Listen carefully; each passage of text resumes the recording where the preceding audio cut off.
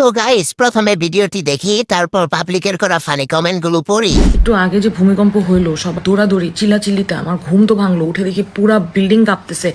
Everyone is rushing downstairs. সবার priority যান বাঁচাবে, আর আমার প্রায়োরিটি কি? To get dressed. While everyone is rushing downstairs, I am rushing towards my closet. কারণ এটা পরে আমি নিচে কিভাবে নামবো? ওড়না বের করলাম, প্যান্ট বের করলাম, ওড়না বের করলাম, প্যান্ট বের করলাম। কারণ একটা মেয়ে হিসাবে before death pops in my mind, আমাকে এই জিনিসটা বাক করতেছে যে এভাবে যদি আমি নিচে নামি তাহলে মানুষ কি বলবে। लेकिन एक second They just want a peace of mind. I've been focused on the future, never on right now. বলছি কি আপু, আপনি যে ফেসবুকে লাড়ালাড়ি করেন এগুলো কি মানুষ দেখে না? नहीं নিচে নেমে দেখালে টাকা ইনকাম হবে না, আর এখন ফেসবুকে সবাইকে দেখাইয়া টাকা ইনকাম করতেছে। सही पकड़े हैं।